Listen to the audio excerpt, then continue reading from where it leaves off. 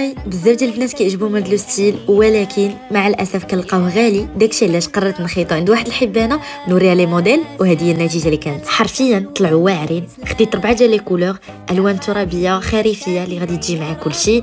خديت داك المارون، خديت البلون كاسي، وخديت النوار، وخديت هذا اللون اللي فريمون طوندونس هذا العام واكيد كيجي مع كلشي.